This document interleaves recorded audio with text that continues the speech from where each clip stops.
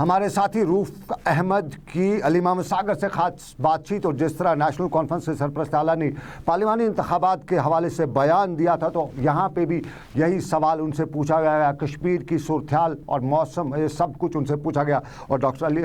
علی محمد ساگر کا یہی جواب تھا کہ انتخابات ضروری ہونے ہیں، اور سال 2015 میں 14-15 میں جب سیلاب آیا تھا تب پی ڈی پی بڑا واویلا کر رہی تھی انتخابات کا، تب نیشنل کانفرنس نے بتایا تھا کہ انتخابات ڈیفر ہونے چاہیے، لیکن اب کی بار انتخابات کے لیے کنڈیسیو ایٹماسفیئر ہے، اور انتخابات کے حوالے سے بڑی افواہیں چل رہی ہیں۔ کچھ لوگ یہ بھی کہتے ہیں کہ مارچ کے مہینے میں پارلیمنٹ کے انتخابات ہونے ہیں، اور یہ دونوں انتخابات جو سیٹیں ہیں سری نگر کی اور ساؤتھ کشمیر کا اننت ناگ کانسٹیچوئنسی کی پی ڈی پی کے لیے امپورٹنٹ رکھتی ہیں، کافی اہمیت کی حامل ہیں، اور یہ ایک ٹیسٹ پوائنٹ ہو سکتا ہے پی ڈی پی کے لیے، کیونکہ دونوں جو پچھلے 4-5 مہینے کی صورتحال ہے اس صورتحال کے بعد کا پس منظر صاف ہوگا ان انتخابات میں کہ پی ڈی پی کتنا پانی میں ہے، کتنا پانی سے اوپر ہے، اور کتنا پی ڈی پی کا ووٹ بینک ہے وہ سیف ہے۔ لیکن اس میں بڑی بات یہ بھی آ رہی ہے کہ ذرائع کے مطابق ہمیں جو خبر مل رہی ہے کہ طارق حمید کرہ جو کل تک پی ڈی پی کی اس کا سری نگر حلقہ انتخاب سے ممبر پارلیمنٹ بھی تھے، انہوں نے ریزائن بھی کیا تھا،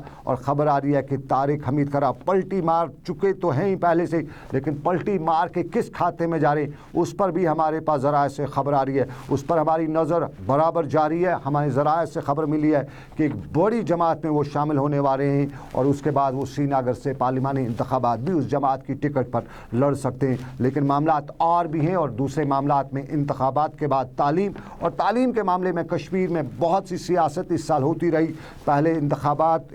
پہلے امتحانات کے ساتھ ساتھ پھر دوسرے معاملے، پھر آر ای ٹیز کا معاملہ، پھر ٹیسٹ کا معاملہ، لیکن اب ہمیں جو دوسری خبر کشمیر یونیورسٹی کے امتحانات کے حوالے سے مل رہی ہے، اور طلباء کو شکایت سب سے پہلے یہ ہے کہ امتحانات جو ہو رہے ہیں اس وقت کشمیر یونیورسٹی کے، وہاں گرمی کا کوئی ارینجمنٹ نہیں ہے، سیٹنگ ارینجمنٹ بھی نہیں ہے، گرمی کا ارینجمنٹ نہیں ہے، لیکن ہمیں سیکنڈ ایئر کے وہ طالبات نے بھی آج شکایت کی ہے، اور یہ سیکنڈ ایئر پچھلے سال انہوں نے کوالیفائی کیا ہے، سیکنڈ ایئر میں فرسٹ ایئر نے پاس کیا ہے 2015 میں، یہ پرائیویٹلی انہوں نے پاس کیا ہے، لیکن سیکنڈ ایئر کا انہیں ایڈمیشن 2016 میں ملا، اور ان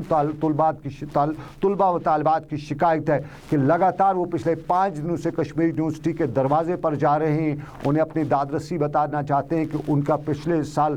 ایڈمیشن ہونا ہے، اور وہ اب وہ سیکنڈ ایئر میں ایگزام دینے کے لیے آنا چاہتے ہیں، لیکن انہیں ایگزام ان کا کنڈکٹ نہیں کیا جاتا ہے، ان کو وہاں سے آناکانی کی جاتی ہے، بتایا جاتا ہے کہ مارچ میں آپ کا ایڈمیشن ہوگا اور اس کے بعد ہی ہوگا۔ یعنی یہاں پر بھی کشمیر یونیورسٹی میں بھی طلباء کے مستقبل سے کھلواڑ کرنے کی کوشش کا الزام لگایا جاتا ہے، اور بتایا جاتا ہے کہ کشمیر یونیورسٹی میں وہ سب کچھ نہیں چل رہا ہے جس کے لیے کشمیر یونیورسٹی میں جو کچھ کشمیر یونیورسٹی میں ہونا نہیں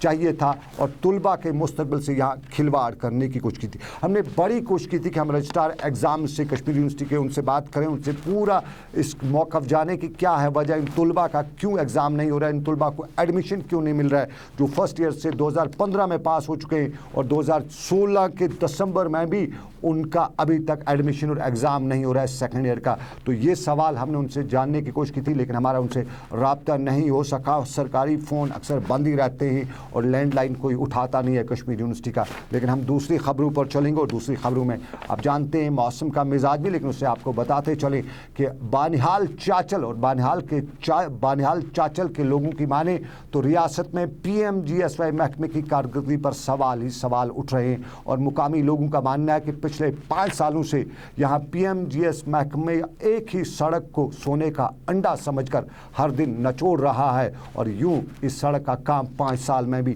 مکمل نہیں ہو رہا ہے۔ مقامی لوگوں کی فریاد اپنی جگہ پر، لیکن متعلقہ محکمے کے افسران بھی یہ مان رہے ہیں کہ بات میں کچھ دم ہے، لیکن دم کا خم دیکھنے کے لیے وہ جگہ پہ جائیں گے۔